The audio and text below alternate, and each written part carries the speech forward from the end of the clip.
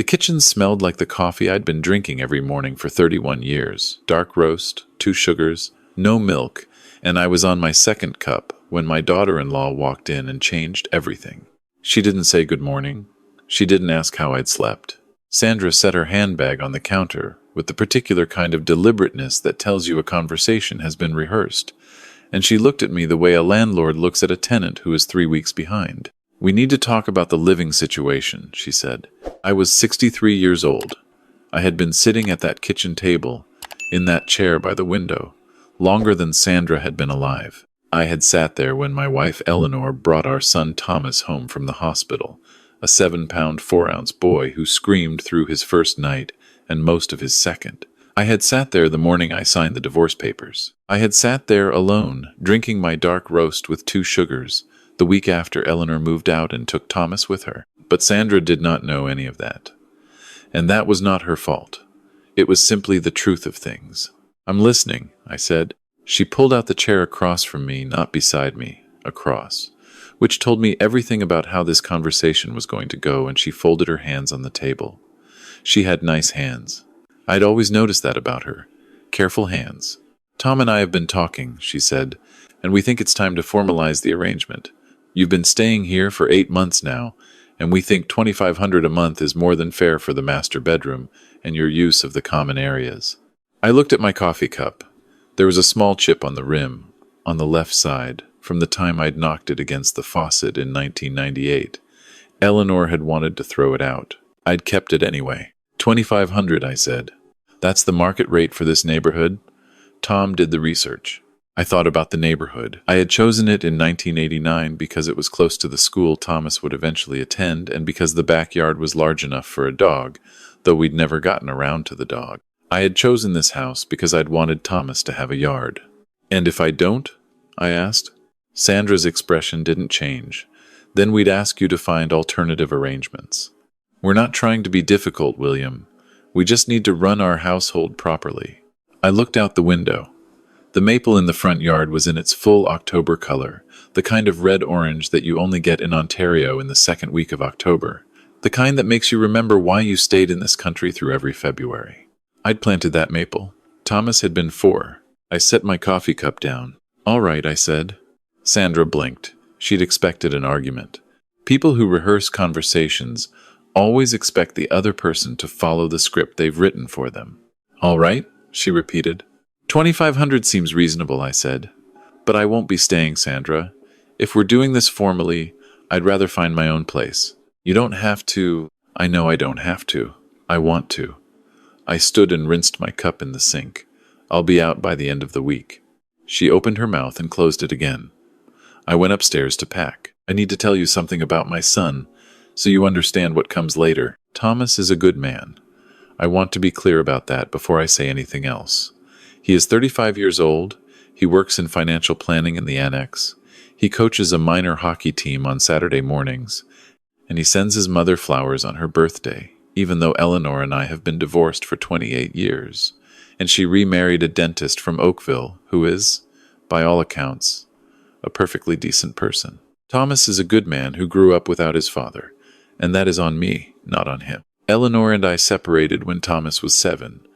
It wasn't a violent ending or a dramatic one. We had simply become 2 people who were better at living separately than together, and we both knew it, and the kindest thing we did for each other was to admit that before we spent another decade making each other miserable. Thomas stayed in Toronto with Eleanor. I moved north. He visited some summers, every other Christmas for a while, then less regularly as he got older, and summers meant hockey camps and friends and the natural gravity of teenage life. I drove down to Toronto for his graduation, his birthday when I could make it. We spoke on the phone. We were close in the way that fathers and sons can be close when geography and years have placed a distance between them that neither of them quite knows how to cross. What Thomas did not know, what he had no reason to know, because I had never brought him up, and I had never needed his help, was what I had built in the time between. I moved to Northern Ontario in 1996 with $40,000 in savings, a used pickup truck, and a piece of land on a lake north of Parry Sound that I'd bought for almost nothing because the previous owner wanted to sell quickly and the property had no road access. I spent the first 2 years building a road. I spent the next 5 building what would eventually become Callaway's Lodge. If you know anything about fishing in Ontario, you may have heard of it.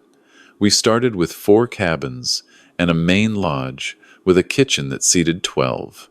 By 2008, we had 16 cabins and a dining hall that could seat 60, a full guiding service, a fly-in operation for the Back Lakes, and a reputation that had been written up in 3 national magazines and 1 American one.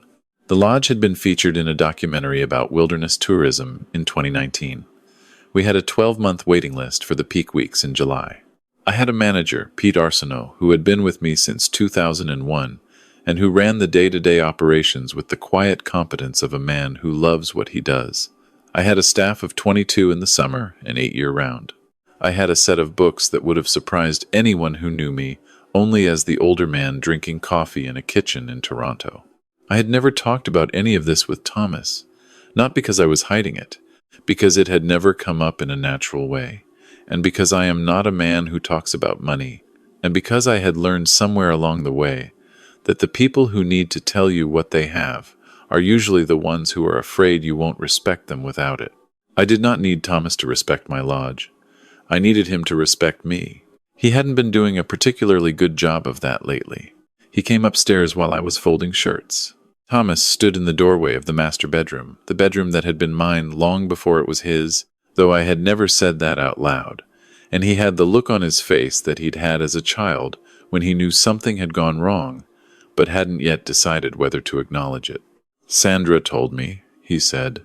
"I figured she would. Dad, you don't have to go." I kept folding. I had 3 flannel shirts, 2 pairs of heavier work pants, the good wool sweater Eleanor had given me in 1993, and that I had somehow never gotten rid of. "I know I don't have to, Thomas. I want to." She shouldn't have said it like that. I looked up at him. My son is a tall man, taller than me, with Eleanor's coloring and the set of his jaw that I recognized from photographs of my own father. He was standing with his arms crossed, which is what he does when he's uncomfortable but trying to appear otherwise. "How should she have said it?" I asked. He didn't answer that. "Thomas." I set the sweater down. "This is your house, yours and Sandra's. I signed it over to you 3 years ago because I wanted you to have it, and I meant that. But I'm not going to pay rent in a house I gave you, and I'm not going to pretend that this arrangement makes sense for anyone. It'll be better for all of us if I go." "Where are you going to go?" "I have a place." "What place?" "You can't afford." He stopped himself, had the grace to look embarrassed. "You were going to say I can't afford anything," I said. "I wasn't. You were."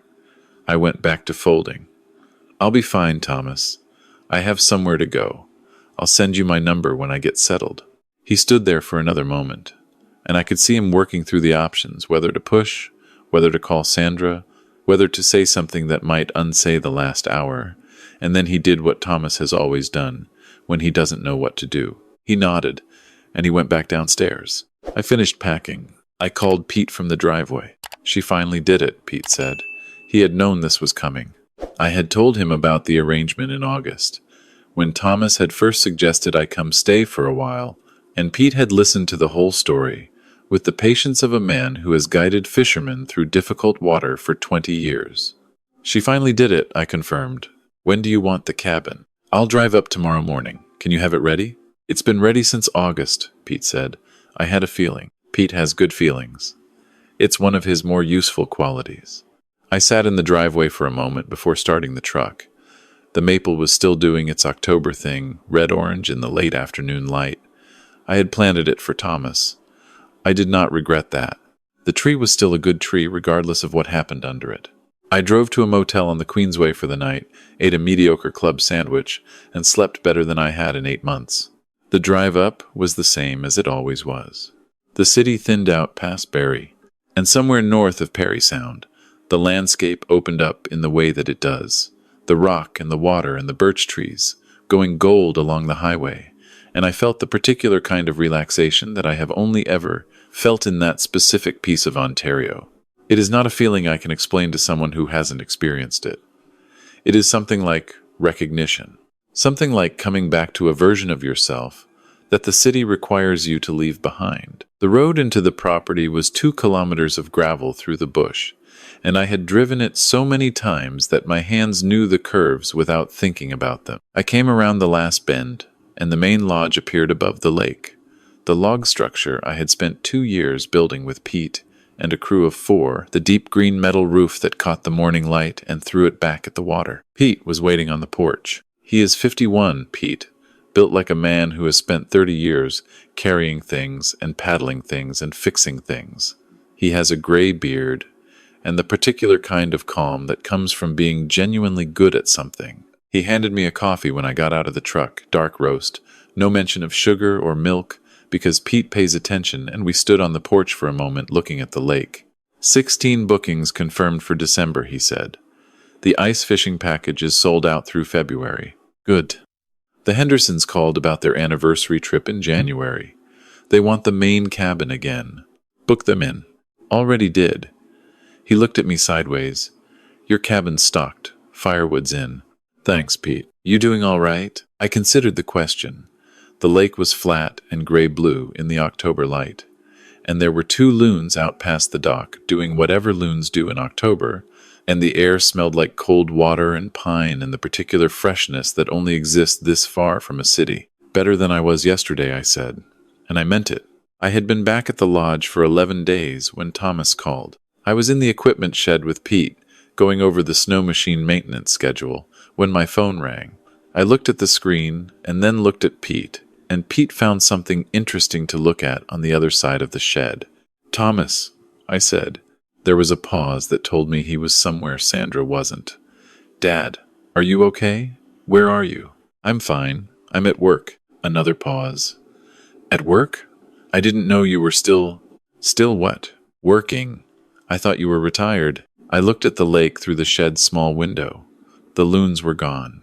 First frost was coming. I could feel it in the way the air sat still. What made you think that? You just, I don't know. You never talked about, he stopped. Where are you working? I thought about how to answer that. Not because I wanted to be mysterious about it. I simply wasn't sure where to begin, and I have never been good at beginning in the middle of a story. Up north, I said. Doing what? I'll tell you when you come up. Come up where? Dad. I'll send you the address. Come when you can. Bring Sandra if she wants to come. I paused. Or don't bring Sandra. Either way. I heard him exhale. What is going on? Nothing is going on, Thomas. I just want you to see the place. That's all. He came on a Friday. Without Sandra. He drove up on his own in the Accord, and I watched from the main lodge porch as he came down the gravel road and pulled into the lot.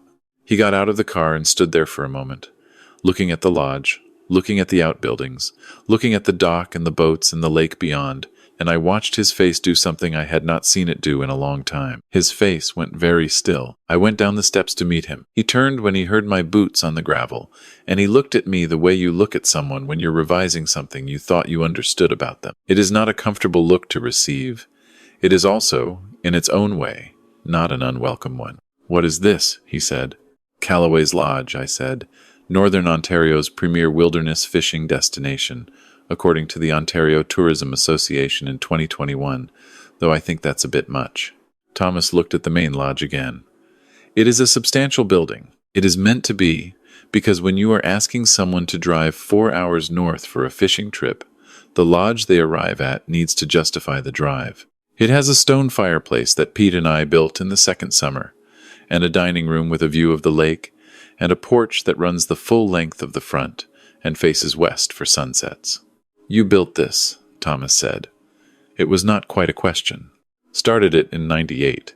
It's grown some since then. He turned back to me. He looked the way he'd looked at 7 years old, when he discovered that the story he'd been told about something was not the complete story. Not angry, just recalibrating. You never told me, he said. You never asked what I was doing up here. He opened his mouth and closed it. That was fair, and he knew it was fair. Come inside, I said. Pete's got coffee on. I want to tell you about Pete and Thomas, because it matters. Pete had known Thomas since he was a teenager, from the occasional summer visits. He had watched Thomas grow up in the peripheral way that people watch children they don't see often enough, with a kind of fond, slightly mournful attention, aware that they're missing the connective tissue of everyday life. Pete had always liked Thomas. He had also always worried about him in the specific way that men who work with their hands worry about men who've grown up without learning to. Thomas sat at the kitchen table in the main lodge, the big harvest table that Pete and I had bought at an auction in Huntsville in 2003, and that had fed more fishermen than I could count. And he wrapped his hands around a coffee mug and looked out at the lake. "How long?" he asked. 27 years, I said. "And He paused. "It's doing well?" "It's doing well." He was quiet for a while. Pete had made himself scarce, which is one of Pete's more useful qualities. "The equipment doesn't maintain itself," Pete had said, and disappeared. "I didn't know," Thomas said finally. He wasn't making an excuse. He was stating a fact, and there was something in the way he said it that was the beginning of something else, an acknowledgement, maybe, or the start of one. "I know you didn't," I said. "That's on me as much as anyone. I'm not good at talking about what I have. Your grandfather was the same way. Sandra is going to." He stopped. "What is Sandra going to do?" He looked at me. "She thinks you don't have money. She said you were a burden." I let that sit for a moment. Outside, a whiskey jack landed on the porch railing and looked through the window with the complete lack of self-consciousness that birds have. "Is that what you think?" I asked. Thomas looked at his coffee. "No," he said, and then, more quietly, "But I didn't stop her from saying it." "No," I agreed. "You didn't." We sat with that. The whiskey jack flew off. The lake did what lakes do in October. It moved a little, reflecting the clouds. "I should have," Thomas said. "Yes, you should have." He nodded. His jaw was set the way mine gets when I'm working through something I don't particularly want to work through but know I have to. I know that jaw. I've seen it in the mirror. "I owe you an apology," he said. "Yes," I said. "You do." I did not say it's fine or don't worry about it, because it was not entirely fine, and I thought he deserved the respect of not being let off too easily. Fathers who forgive too quickly rob their sons of the chance to actually earn something. Thomas looked up. His eyes were bright in the way that men's eyes get when they are holding something back and not entirely succeeding. "I'm sorry, Dad, for letting it happen. For not—" He stopped and started again. "For not knowing who you were." I put my hand on the table, not on his hand, just on the table between us. "You know now," I said. Pete gave Thomas the walking tour that afternoon. I watched from the main porch as the two of them went down to the dock, Pete pointing out the new boat storage, Thomas listening with his hands in his jacket pockets. They walked the path along the lake's edge to where the back cabins sat in the trees. Pete would be telling him about the fly-in operation, the back lakes, the guiding service. Pete loves the lodge the way I love it, which is to say completely and specifically, the way you love things you built yourself. I sat on the porch and drank my coffee and thought about Eleanor, which I don't do often, but sometimes do when I'm sitting still. We had been wrong for each other in the particular way of two people who love each other but cannot share a life without grinding each other down. I did not blame her for taking Thomas to the city. The city was where she knew how to live, and Thomas needed a parent who knew how to live somewhere. I was learning in those years. I was figuring out what I was made of, and that is not a comfortable process to witness up close. I hoped she was well. I expected she was. Eleanor had always known how to be well. Thomas and Pete came back up the path 40 minutes later. Thomas was pointing at something across the lake and asking a question, and Pete was answering with the particular enthusiasm he gets when someone asks him something he knows the answer to. They were getting along. I had expected they would. That evening, after supper, Pete's elk chili, which is better than anything I've ever eaten in a restaurant, Thomas sat across from me in the lodge's main room by the stone fireplace, and we talked the way we hadn't talked in years. He told me about the hockey team. 3 of his kids were good enough to play rep, but 2 of them were from families who couldn't afford the fees, and Thomas had been quietly covering the difference for 2 seasons without telling their parents. I did not know this about him. It made me feel things I didn't have words for. I told him about the lodge's early years. The winter of 2000, when the access road washed out, and Pete and I had to bring in supplies by snowmobile for 6 weeks. The summer of 2004, when we'd had a black bear get into the kitchen 3 nights running and we'd finally had to call the ministry. The couple from Vancouver who'd come for their honeymoon in 2009 and now brought their children every summer, and had become the kind of guests who feel like friends. Thomas listened to all of it. He asked questions. He remembered things I'd said and connected them to other things I'd said, which is something you can only do when you're actually listening.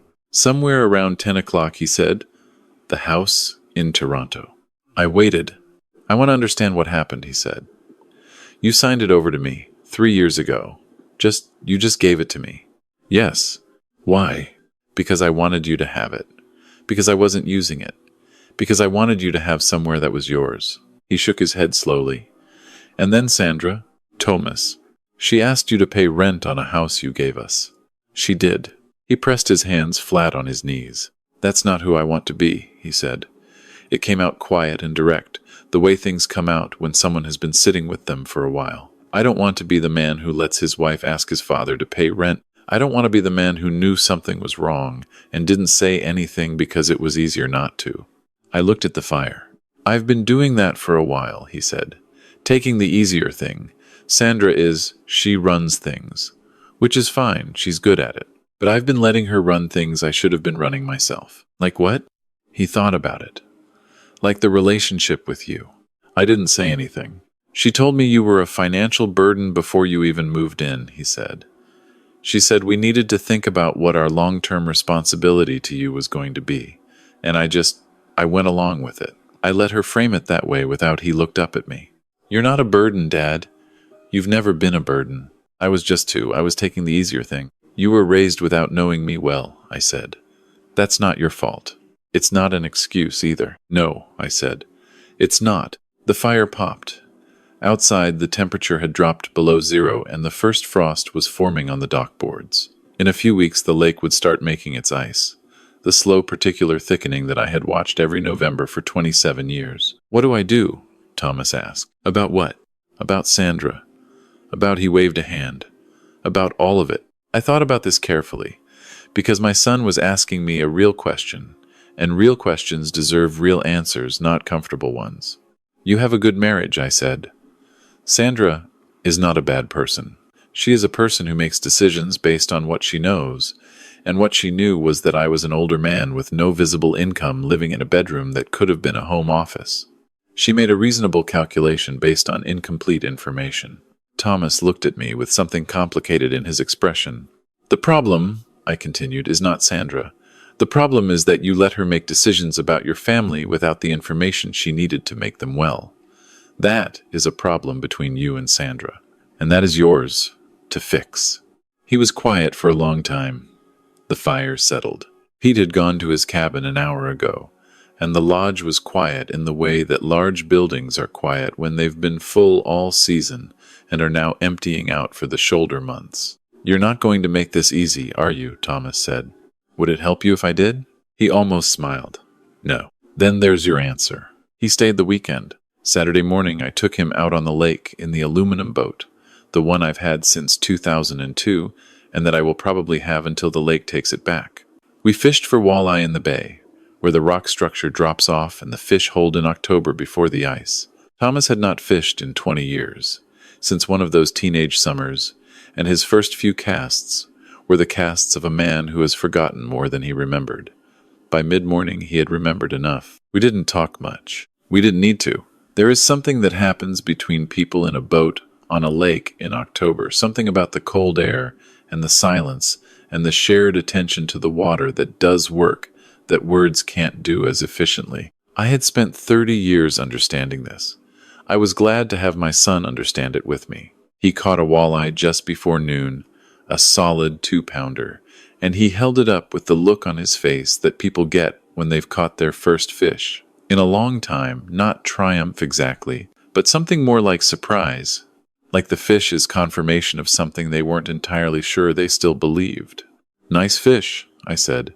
He looked at it, and then he looked at me, and then he looked at the lake, and I think that was the moment something settled in him that had been unsettled for a while. "Pete's going to want to cook that," I said. "Pete can have it," Thomas said, "and let it go." Saturday evening, Sandra called.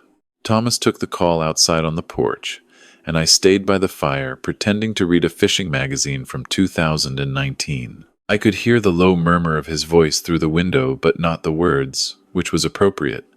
Some conversations belong only to the people having them. He came back in 20 minutes later. He sat back down across from me and looked at the fire for a while. I told her about the lodge, he said. I waited. She was quiet for a long time, he said. Then she said she didn't know. I told her that was the point. I told her she made a decision about you based on what she assumed, and what she assumed was wrong, and that I had let her make that decision. He paused. She didn't take that part particularly well.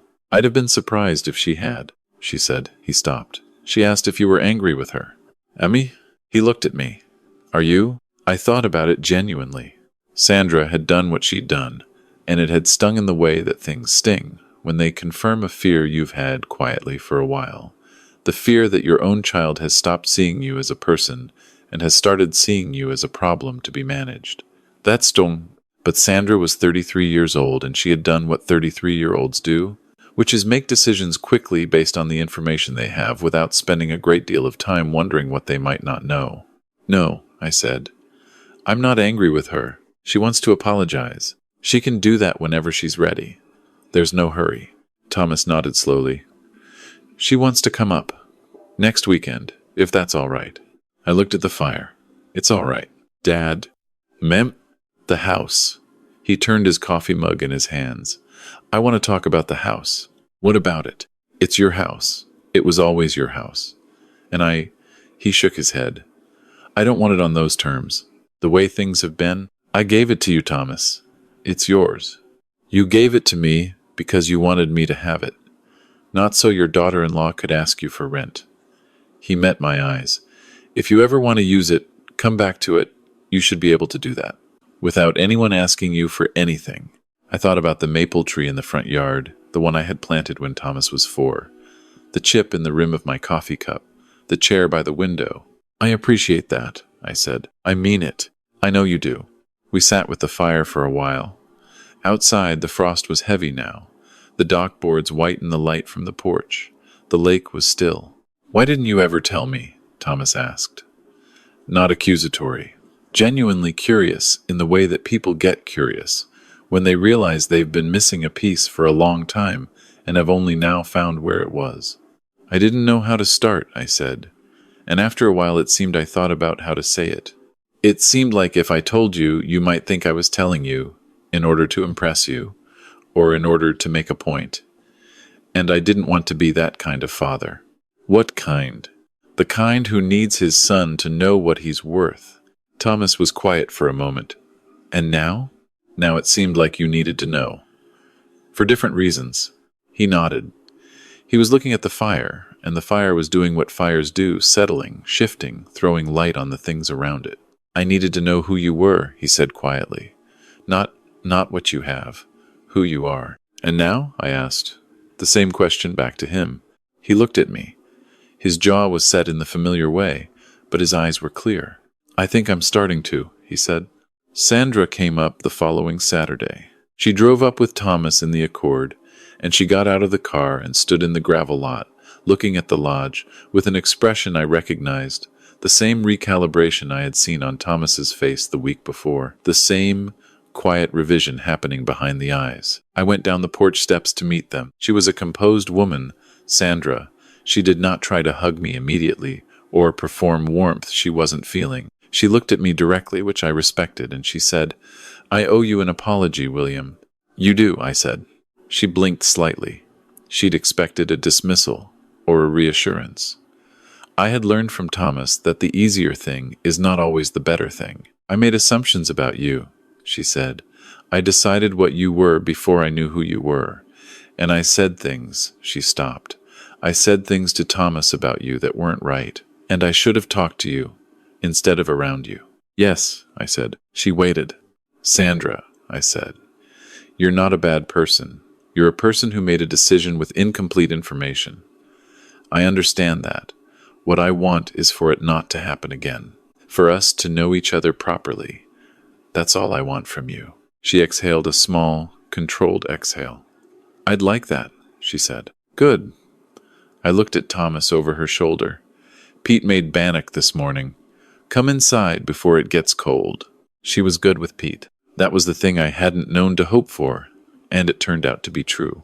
Pete is not a man who makes conversation easily with people he doesn't know, but he is a man who responds to genuine curiosity. And Sandra was genuinely curious about the lodge, about how it worked, about the guiding operation, about the logistics of running a business this far from a city. She asked good questions. Pete gave good answers. By lunch, they were talking about the difficulties of staffing seasonal businesses in remote areas, which is a subject Pete could discuss for approximately 6 hours without stopping. Thomas sat beside me at the big harvest table and watched his wife and my manager talk fishing tourism, and there was something in his face that I recognized as relief, the particular relief of watching two things that matter to you get along. "She's not who I thought she was," he said quietly, not loud enough for Sandra to hear. "She might say the same about you," I said. He looked at me. "People become who they think they're supposed to be," I said, "in whatever environment they're in. Sandra was in an environment where she thought you needed managing and protecting. She became a person who managed and protected. You were in an environment where you thought the easiest thing was the best thing. You became a person who took the easy thing."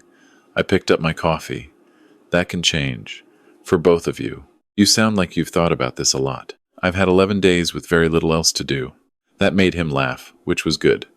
Thomas's laugh is genuine. A quick, full thing that doesn't leave anything behind. He got that from Eleanor.